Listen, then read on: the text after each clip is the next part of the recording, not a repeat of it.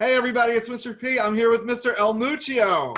Mr. Mr. P, Elmuccio, thanks Mr. for P, being here. it is awesome to see you, man. I go from seeing you daily and having all sorts of conversations about whatever to hardly seeing you, man, and it's Right, weird. right back at you. You're right across. You're the kind of the closest classroom door to the doors of the media center. So I miss you too. I'm used to seeing you every day.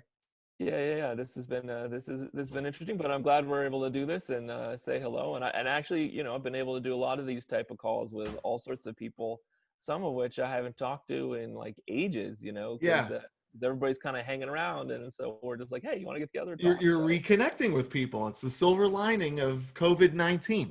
sure, I mean, listen. There's all sorts of stuff about this that's been like hard and tough and whatever, but I try to spend most of the time not focusing on those things and just thinking about the positive things. I mean, hey, listen, all of us have dealt with the stress of this. It's not that it's not stressful, but there's been a lot of positives that I can take from it, like getting to Yeah, see my family for a change, and like, yeah, yeah. I you know, mean, I'm usually out at track meets and stuff, and like spending most of my days, all day Saturday at those things. And so, being able to see my family, do spend time with my daughter, it's that's been actually nice most days. If we're all not cranky, I I'm can sure. relate to that. Amen, Yeah. brother. Uh, Before we really get into all that stuff, would you mind telling us what you had for dinner last night? Yeah, I'm not too exciting with dinner because I have a terrible stomach. My stomach is all sorts of messed up, so it's usually pretty bland. But I just had some rice and some chicken with a little tamari on top, and it's tasty enough, and it's sustenance. That's kind of. I know you have such a unique, we've talked about, the foods you eat and you have kind of some diet restrictions. Is that what your wife and daughter eat as well, or do they No, do no, their no, own no, thing? no. I mean, the weird thing is before this all started, we were eating at home a bunch too because my daughter has a severe peanut allergy, Hmm. and so it was, I mean, there are some places she could go eat, but it was always safer to make her own stuff because we know what we're serving her. So we've always kind of ate at home, but they have a sort of a different diet. My wife tries to be gluten free, so she's got Hmm. her stuff, and we make it work. Okay. It's been normal. Cooking stuff for us is like the normal thing. So it's not Right. like we're dying because every day we're making a meal. It's just what we're used to. Do you So feel like you have more time to, I know you're saying you're cooking all that you would be cooking anyway, but do you have more time to make more extravagant or no, higher level no. versions of the things, or you're eating the same way you always have eaten? I mean, my wife is working from home. She's as busy as she's ever been. The lesson, making the lessons and all that stuff isn't too bad, but my days are probably as long, if not longer, as Okay. normal, and getting stuff done. Also, in the middle somewhere, trying to help my daughter out and like, trying to keep her from going crazy. So, maybe on the weekend a little bit, but during the week, it's been uh, full busy Yeah. days. I said on some level, maybe these interviews that I'm doing are an escape. Sure. I'll go with that, man.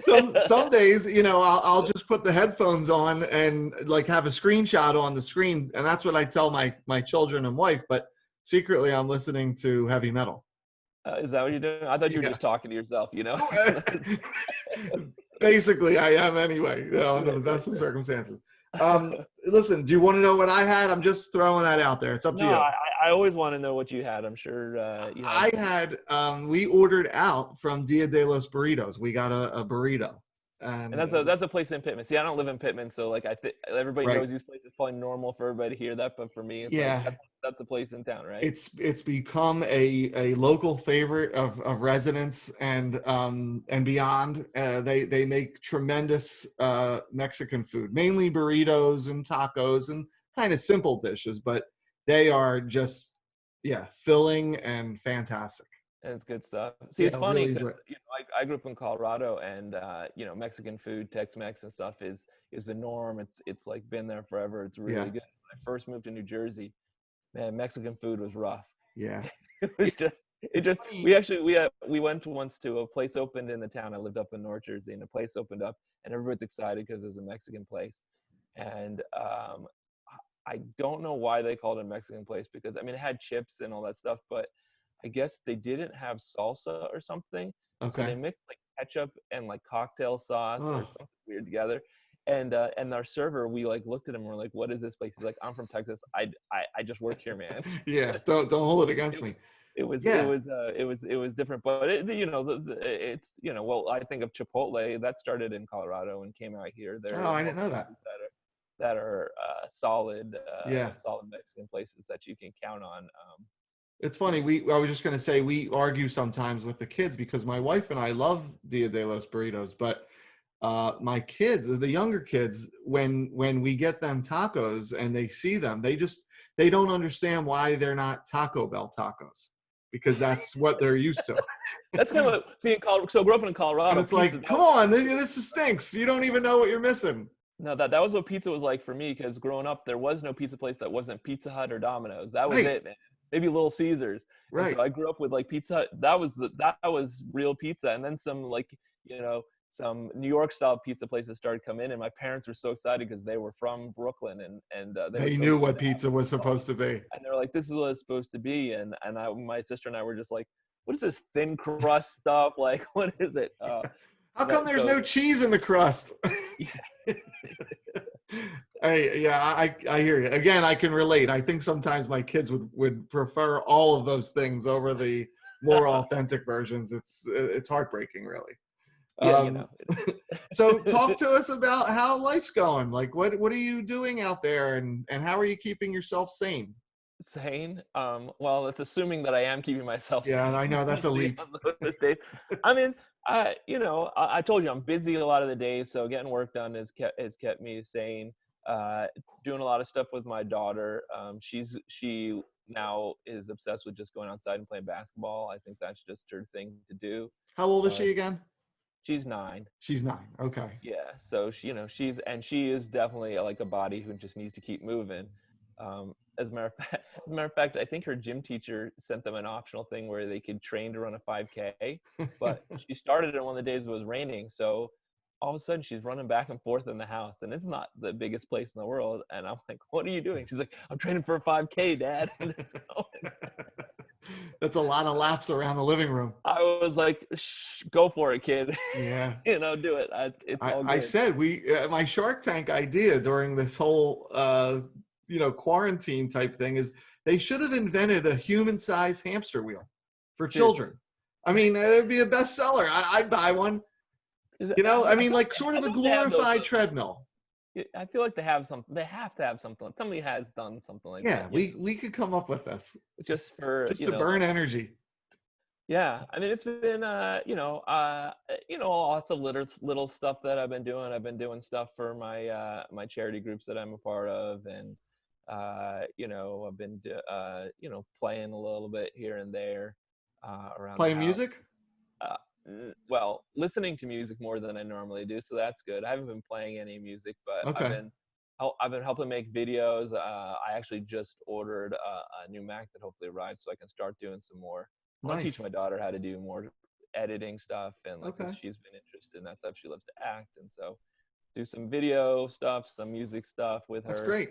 Are you reading any books, watching any shows? And you mentioned listening to music. Is there anything that jumps out that you'd care to share with everyone? Like, hey, I have this show or book or album that I think I'd like to talk about. The Last Dance, which was the Michael Jordan Chicago Bulls documentary. That was the 10-episode documentary, and I've heard of some mixed reviews of it because it's definitely favorable to Michael Jordan, and some people feel like it wasn't totally honest, but it was honest enough for me because I remember. I mean, that was when I was in middle school and high school was when Jordan was. I mean, he was just amazing. Yeah. There was nothing like him, and even today. I mean, there are players that are probably as good, if not better, but nobody did it with the style that he did on the court.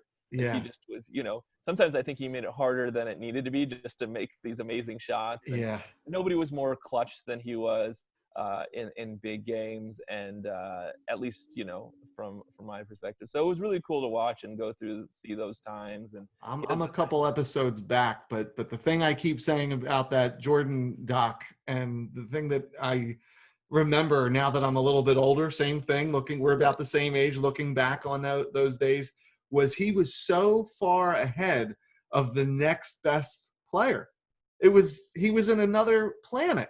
Now, Yeah. I agree with you. I think there's probably players that are playing that might be more athletic or gifted. Maybe not gifted, but they Training is certain better. I mean, I've noticed they're that. better if they went up I was against an Jordan. athlete in high school and college, and I know how training has changed over the past, Yeah, the pack has caught up. right. But And so at the people know, time, people watch Jordan was what he so did. far ahead of everyone. That's what sticks out. You have kids who weren't born when he was winning these things, and they're watching, so they grew up knowing what he did, and so they spent their life training like he did. And they're, look at LeBron James. He doesn't do it with the same finesse, but he's so dominant and strong and good. I mean, Yeah. I'm not an expert on the NBA. Don't get me Yeah, I don't hear get you. me wrong. I'm not gonna sit here and say like I really know, but that was basketball when I was really into basketball. I mean, I'm a track guy, but my other sport was basketball, and Okay. I that was what I thought I was going to do in high school, was play that. I was really into it. Okay. I was into Detroit before Chicago, and then Chicago, just being out in Colorado. I grew up in Denver, and my dad had some connections to the team there, so we would get some courtside seats. I met all the players. This is the Nuggets you're talking about? Yeah, so Oh, that's out in cool. Denver, meeting all the Nuggets, met some Hall of Famers, that type of stuff. Can you think of a famous basketball player that you met? See, here's one. My favorite basketball player growing up is somebody on the East Coast. Very few people know, but I think he had the most 2,000 point seasons before Michael Jordan came around. But he played on some teams that were fifth seed, sixth seed in the Mm-hmm. playoffs. But there was this guy, Alex English, who was just phenomenal. I mean, he was just not. He was just. It was classy guy who, not the flashiest guy, but just an amazing player. Cool. And he was even in a movie with Jamie Lee Curtis way back when. If you know this movie, I'd be super impressed. But I saw it. It was a movie called Amazing Grace and Chuck. You ever see that one? No, I never heard of it. Movie. It was all about nuclear proliferation, whatever that word is. Yeah. I'm not even gonna try to say it right now. Alex English, Jamie Lee Curtis. What's it called? Amazing Grace and Chuck, and he was a basketball player. In the movie, he plays for I think Boston or something like that. But anyways, the movie is about a kid who, for a field trip, goes and learns about like nuclear missiles and Russia. At the time, what's going on there. Cool. And so the kid decides that he's not going to play baseball anymore, and it goes in the media, and then all of a sudden all these professional athletes start getting behind him, and they start quitting, and it becomes a big movement, and it eventually goes all the way up to the president, and Russians and the president sign this accord. Based on the number of people that watch this, thing that I'm doing, the view counts are going to go through the roof. Oh, I know. At the local Blockbuster. I don't even know where you could find that movie, but anyways, he was probably the coolest player I met Danny cool. Ainge. He'd probably be somebody that a lot more people might know. Yeah. There's a guy who played for the Nuggets way back when, who's a Hall of Famer. His name was Dan Issel, and I played baseball with his son growing up. Very cool. So those were players. I was definitely into that. Okay. And wait, who's the? I'm trying to remember the one guy. There was a guy who was famous for hitting 3-pointers. Adams was his last name. I can't remember his first name, but he used to do this like double clutch punt thing, and he was famous for it because he set the record for like most games with a 3-pointer in a row or something. How about that? Okay. But he was a guy like Muggsy Bogues size. Yeah. But he was a point guard. And, yeah. You alluded to your charity work. I was wondering if what's that all about? So I'm a part of these groups. Most people kind of know about my love for Star Wars. I grew up with it, as did you. We've talked about this, and it was just, when I was a kid, that was like my favorite thing growing up, and I was just into it. And I've always just kind of had a thing where it just kind of inspired me in all sorts of different ways. And as I got older, I found out these groups that do these charity work where we have to have costumes that are screen accurate, and they get judged and all that stuff to make sure that they're the same, that the quality that you would have in the movies. And if we have those, then we do all sorts of things. But the main thing that I like to do is we do a lot of charity work, a lot of community outreach. Did you mention the name of the charity? I'm not. Did you? Well, we do a bunch of different charities, but we just did a big But fundraiser. who you're talking about the 501st, right? Did you? So I'm I'm not talking about, sure. well, the 501st and the Rebel Legion are the groups. Yeah, the groups Right, are the the groups. I'm 501st sorry. Legion and the Rebel Legion. And Rebel Legion just did a big thing a couple weeks ago where that's what I was making a bunch of the videos for. Okay. We made videos, and actually they had big actors on there, like the guy who was Chewbacca, and most recent Chewbacca, and like the guys who were like doing BB-8 and Gotcha. all this stuff. Yeah, there was a lot of actors and stuff on it, and then we made videos to go with it, and we ended up raising $11,000 for UNICEF, and their fight against Wow. Good for COVID-19 you. across the world. So I mean, I had minimal to do. I mean, I helped out a little bit, but it was just a group effort. But those are the type of things we do. Main charity tends to be Make-A-Wish. We do a lot of work for Make-A-Wish. We go visit kids in hospitals. So it's been a really cool thing to be a part of. Plus the fact that you have these awesome costumes that are, Yeah. they look, You've said to me in school how that being involved in this keeps, obviously you get a lot of personal satisfaction from helping people, but it also keeps you connected to the Star Wars community. And to be able to do both of those things is neat. It's a cool group of people. I mean, I know that there's an online fandom that has like all sorts of people have all sorts of opinions about, but this is not really that. This is really a group of people who just loved it and have like common ground through Star Wars. I mean, we're in a divided political world, but we got people from all sorts of different political things, and we really don't talk about politics. We just got up together, talk about what we love, and it's one of those things that brings people together. That's awesome. And so it's a really cool thing to be a part of. And so I do spend a good chunk of time on working on that kind of stuff. And it's, you got to have something in your life that, makes you feel good, and Yeah. something else, I mean, I love teaching, and that's another thing that makes me feel good. But there's a lot to go with that. And Yeah. it's one of the other things that I like being a part of and doing. And it's, you said, I'm going to segue here for a second, but I know that you are involved in a podcast. right. Would you care to, I know you said a lot of the students know, but if anybody out there watching, they found it. They found the podcast. would you care to talk about this podcast? So some of my friends through these groups, we got together, and somebody had posted online, does anybody want to do a podcast? And ironically, the person who posted that didn't end up doing the podcast, but a bunch of us said, yeah, we'll do a podcast. And we just get together and talk about, Star Wars related stuff. We do spend a lot of time talking about like Legion related stuff. So, we'll talk about trooping, which is when we go and do an event or something like that, or we'll talk about making our costumes, and then we'll talk about the movies. We'll come with some topic and just ramble on about them. And new episodes are still being made. You said you're still recording them, right? Yeah. It's mainly just a fun thing that a bunch of us kind of get together and do, and it's been fun to do during quarantine time because it's like another chance for us to get together and just connect. talk, Yeah.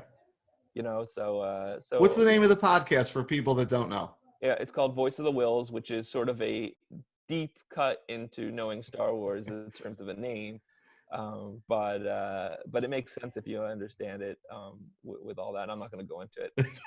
Sorry. But it's you have to listen to the podcast. It's probably on the first episode. Star Wars podcast. We put the Star Wars part on there so people know that it's a Star Wars podcast. Yeah. And people can find it on iTunes and wherever you listen. Things, Yeah, and we got a modest listener, base, but enough people listen to make it worth doing, and it's and we've been having a lot of other people on, so just talk to one of my friends and like say, hey, we have one of my buddies who just did an episode with us is a composer and writes music. He actually wrote the music for the intro to our podcast. I remember you saying this, yeah. And he plays with orchestras. He played in New York and all sorts of stuff, and so having him on an episode to be able to talk about the music, because the music is as iconic as anything, and that was really cool to have a musician on there, and that's great, and talk about how that goes. So how is school going for you? How about your classroom teaching, and how's that been affected, good and bad?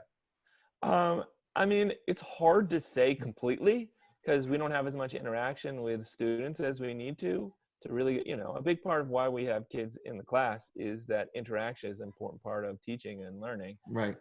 And especially with me, I mean, making connections with kids is what I think helps to be effective.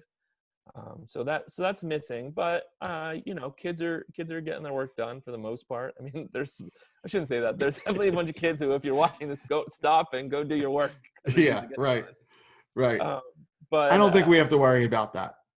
no. If they're not getting the work done, they're not this far in. Yeah, right.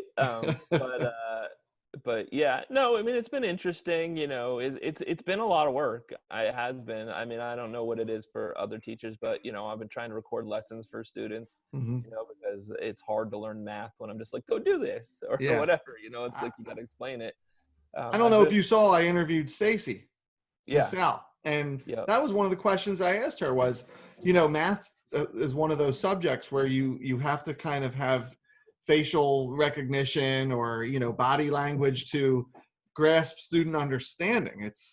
It doesn't lend itself to just read this book, come back and let me know what you think about it, like maybe an English class. Yeah, I mean, it depends on the kid. It does. I mean, I've always thought that there's a way to do this sort of computer-based learning in a way, but a big part of that would be to just flip, instead of kids having to sit through a lecture, they could watch the lecture, and then you could spend more time working with them. So there's a component to the online stuff that I think could be positive, because instead of the lecture being 42 minutes, the lecture can be 15 or 10 or whatever, and then we can, you know, so they can, you know, watch that at some other time, and we can move and maybe have some ability for kids to move at their own pace. And so there's some ability, and this has been helpful for me to learn some of those techniques to how to do that stuff that could be used in another setting.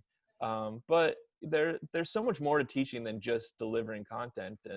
And so, you know, even with just teaching the math, of course, it'd be better to have them. But you know, there's all sorts of stuff that you help kids with that sort of goes by, you know, the wayside. You know, just little things. Sometimes they don't even realize you're helping them with it, because, you know, they bring up something and you just kind of give them a comment. But so there's just, you know, different ways to help people out that is kind of getting missed. Did you always want to be a math teacher? I don't know if we ever had this conversation, but I originally, when I went to college, I went to film school. I don't know if I knew that. Yeah, I was out at University of Colorado. I was running track. I was out there mainly for that, but I wanted to get into film, you know, be a director, whatever. I was really into that. It was still analog at that point, so we're still using film. It wasn't digital. Yeah. Back then, so I'm in the editing room actually cutting film. How about that? Slicing it, and it was really fun. But I got to know more about the business of it and decided that wasn't what I wanted. And I think deep down inside, I always kind of knew that this was where I was going to end up doing this, because it wasn't that much of a stretch for me to just kind of decide, hey, no, I want to start doing this. But it's always a journey. Anytime you know, it's now been so long since then. You go through a journey of what it actually means to you. Right. But I mean, math has always been the thing I've always liked. It's the thing that makes the most. I know a lot of people struggle with it, but for me, it's the thing that always made the most sense, because it's the one thing that's always, like, you can know that it's a fact, right? Like, it's provable. Like, you can prove that 1 + 1 is 2, right? You can prove all these things. Whereas I'd sit in other classes and I'd question my. Well, you froze up on me for a second. I feel like we're going to have to play music. We'll get you back. I'm going to keep talking because I'm not sure if you can hear me. But Miss Sal, when I was talking to her, all right, there you are. I got you. There it goes. I don't know recording all that stuff, but I just said the most profound thing in the world. You just have to believe me. I'll take your word for it. You heard what I said. Your whole life would be. My life just flashed before my eyes. I was about to have to Adlib. Woo! There's a Saturday Night Live sketch about that. Well, if anybody sees this, or if you get a chance when we're done, there's a well-known sketch where these, you know, moronic anchors of like some kind of silly morning talk show are just reading, you know, the script off the monitors, and all of a sudden the monitors go blank, and they, I think it's with Will Ferrell, and they have to kind of ad-lib for 10 seconds, and it's like the hardest thing they have to do. Each time they lose it, they're just like, what is happening? what do we say? And then it would come back. They'd read it again. It was a running joke. Well, this is And true I have you in back. education. If you have a video you're about to show and you can't get it working, That's or right. something like that, it's That's exactly right.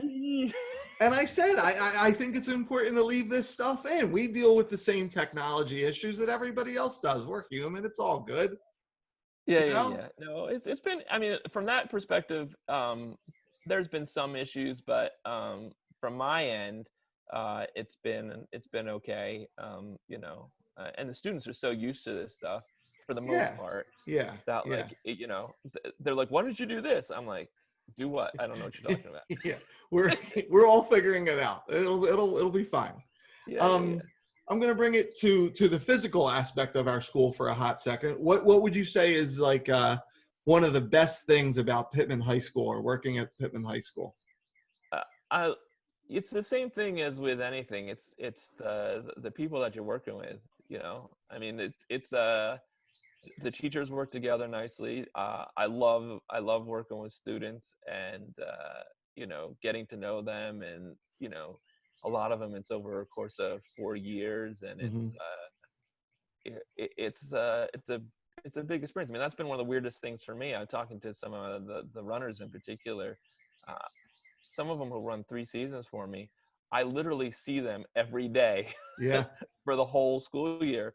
And to not see them, it's just like so weird. And in some ways, I've said this before, you spend more time with those people, the students and the staff, than you do with people in your family at times.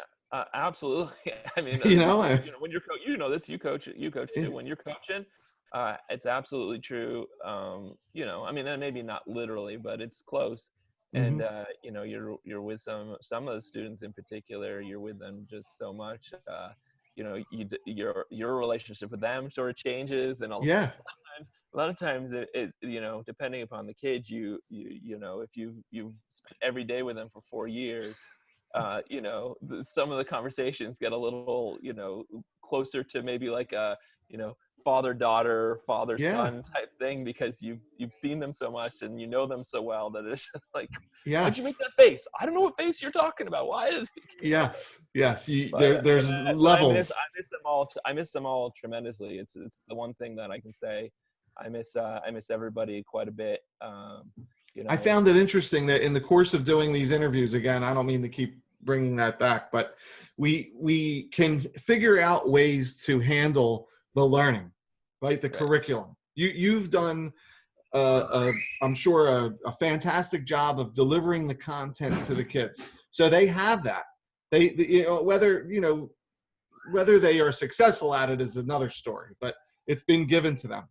But what you or all of us have not been able to do necessarily is connect and be present and figure out a way to have those conversations with students, that you see them in the time that we put in with them every day. Yeah, I mean, I put together some sessions where I've talked to some students, and it's those get hard because not every student can make all the sessions, and so those are helpful, but they're usually a means to an end. Right. I didn't understand the homework, or we got to talk about the AP test coming up, and I know that's from my own daughter. She sometimes will say like she has an extra meeting, and we look on it, and like she's not, it's like for students who had trouble with this, and she always seems to have trouble, even though she didn't have trouble, because she just wants to jump online and talk to her friends. My wife is a teacher in Washington Township at a middle school. She has virtual office hours, and she said that students have occasionally, entered the Zoom meeting or whatever just to talk. They don't have questions about content. They just want to see their teacher, Yeah. All good? Yeah. I don't know. My daughter just said something to me, and I'm going to pretend like I heard her, and we'll talk about it later. This is key. You need these big cans, right? And then you just go, I can't hear you. I don't know what you say. Hey, Roma, come here. I'm actually recording something with somebody, but you can. Hi, Roma. I know she can't hear me. Wait, you can say hello. That's my daughter. Hello. Hi. How are you? You good? All right. Go have a good time. Listen, I'm going to give you. That's what my life is like. So there you go. You want to know what life is like? That's exactly what It's life a is. miracle that hasn't happened here yet. There's still time. We're going to do the bowl questions. Have you gotten to watch any of these interviews? I've watched some of them, but I don't know that I have made it to the bowl questions. I've kind of like had a little 5-10 minutes here, and Neither has anybody else. Nobody else has gotten this far either. So wait, now, so this is exciting because I have no idea what's about to happen. Okay, good. In Here we this go. bowl, I have all trivia questions about me. Okay. In this bowl, I have all famous Dewey decimal numbers. You get to pick a. What? We need to guess what the book is? You have to guess. Like, I'll give you the number. You tell me what the subject is. No way. All right. The funny thing is that, like, probably when I was in elementary school, I probably could have done it. Right? Because we have to know that stuff, right? Because they didn't need to know that stuff now. What? Do they even need to know the Dewey Decimal System anymore? Well, listen, I don't mean that as an insult. I mean that as a, like... Yes, they need to know what it is now. You know, the Dewey Decimal number is the Dewey Decimal System is, in my opinion, the greatest invention of all time, because it's taken all knowledge. It was the first time anybody's taken all knowledge and organized it in a structured way. You're a math teacher. You should be able to respect that. I know, but I never understood. What if you have, like, a book that is... Let's just give me an example. We have a historical biography about a mathematician. Yeah. Where do there's some... Okay, so obviously you could put it in a couple different spots, so right? How do you decide? They just do it, right? There you go. Thank you for that. All right. That's exactly what I thought. So we've got listen, if it's personal trivia about you, I want to know more about you. Okay, man. so we're gonna do that. If you get this right, I'm gonna buy you lunch. You can pick a Dewey Decimal one too later, but that's fine. Do you want me to pick the question, or I can hold it up? You could pick the question. I got it. That's perfect. Okay. All right. Good job. Here we go. Man.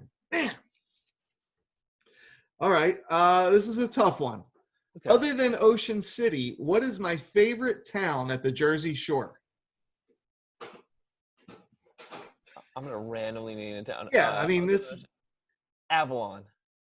Avalon. Is that your final answer? Well, I mean, it could. I'm gonna say Wildwood. How about that? That's a little bit more for. I'm trying to think South Jersey. See, I spend so much of my time in North Jersey. When I think about the shore, I think about all. I'll give you a hint. It's LBI or South. But it's not LBI. No, it's not LBI. See, now you're assuming that I've been to any of these beaches. Where do you go? So, we used to go. So my wife used to get a place on LBI all the time. Or okay. Family. And when I was in North Jersey, we used to go to LBI all the time. Although I did spend a summer in Belmar. Okay. Which is by Point Pleasant area. Like there. That was an interesting summer. I'll bet. Is this like Jersey Shore area? Yeah, it's in the show. Yeah. And that's not me. Yeah, I hear you. So it was an interesting summer, but it was I don't know if there's any stories I could tell on here. We'll infer. Yeah, well, yes, but so what are you gonna go with? I'll go with Wildwood Crest. Wildwood Crest. You're all over the map. Unfortunately, all are incorrect. Brigantine. I like Brigantine. That's a little bit. It's a close drive. It's relatively quiet. It's nice. It's nice enough. We vacation there a few times, and I just love the town. I think it's my speed. Okay. It's also not hectic. Like I find like Wildwood, that's just too much for me right now. I'm not bringing. See, I've never. No judgment to anybody that goes to Wildwood. It's just. Yeah. See, I've never been to Wildwood for anything other than a track meet, so like I can't say anything. And the first time I went to Ocean City was actually last year because. Okay. Ocean City's great. I mean, I love Ocean City, and we probably spend more time there than anywhere else. That's why I said other than Ocean City. But Brigantine is like what is it? North of Atlantic City? I'm blanking. It's right outside. Yeah, I think it's north of Atlantic City. And so there's been a couple times where we go, and it's a nice pace. Yeah. I can't afford, Margate and some of these places, right? I mean, I'm on a teacher's salary. Yeah, a day to the shore some days is a stretch. Yeah, I got it. No. Listen, I want to ask you another question about me. Shocker. Okay. What would you say is the best part about being my friend, or if you don't consider us friends, then my colleague? Mr. P. I just what's asked the question for the facial reactions. no, but what is the great part is that you will talk about anything. Like I That's can come true. in, and I will come in and I'll be talking about something, and sometimes I'm like, I can't believe that he's actually interested in the things that I'm saying, but he's My pretending like he is. my family, I used to laugh about this, but now I think they're onto something. They say I have a genuine fear of silence. That might be true, So but if there's silent, like even when from my perspective and on the video, you'll be frozen when I lost you there for a second. When you were went frozen on me, I was about to like start singing a song or telling jokes. I wasn't just going to sit there. I couldn't just sit there. and I'm the opposite. I'm perfectly okay with silence, so maybe that's Ooh. why it's like I'll No, come talk to you. And I'm like, let's just let Pete talk for a while, so I can just yeah. sit here and just chill out. No, my heart rate will go up, and I think that's partly what this interview show came out of was my family basically had said, we can't listen to you anymore. You better figure it out. So it was either this or talk to the dog. Even the dog's sick of me. Yeah, but we always have good topics to Great to discuss. conversations. Yeah, Yeah. no, like love talking music with you. Yep. We have very similar tastes in music. Concerts and yeah. We've even been to a show. We didn't go together, but we were there. What show? Wilco. Oh, that's right. Yeah, Wilco at the Electric Wilco Factory. what was it? Electric City or Electric Factory. Yep. Electric Factory. Yeah. Yeah. Yep. I forgot about that. Yeah, it was a good show. So, well, look, thanks for doing this. I really appreciate it. Oh, absolutely. It's fun, man. Is there anything that before I let you go that you'd like to say to your students or the community of Pitman High School? I mean, I said it already in this video, but I miss it there. I spend more time at Pitman than anywhere, really. I mean, we were kind of laughing about that, but I know Pitman better than I know Haddonfield, which is where I live, because Right. I spend way more time there. Aside from me not knowing the burrito place, because I don't go downtown and eat stuff. That's okay. It's understandable. But I know way more people in Pitman, and so I miss being there and getting to know more people. I mean, every year, one of the best parts about being a teacher is every year you get to like meet and get to know more people. Yeah. And there's certainly some people that that I was hoping to get to know a little bit better as the year went on that I've been missing.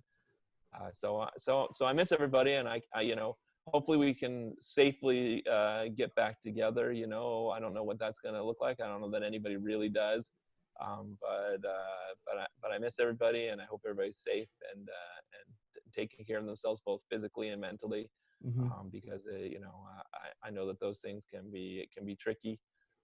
But do your best, and if anybody needs to chat, send Mr. P a message. Send me a message, if you need to hear someone chat, send me a message. This is true, man. You should, instead of doing this as like a recorded video, you should just have like a live thing where you're just talking and people just come in and out. Like a radio show, like a sports talk show. I'll just start talking, and if you want to jump in or chime in, you enter.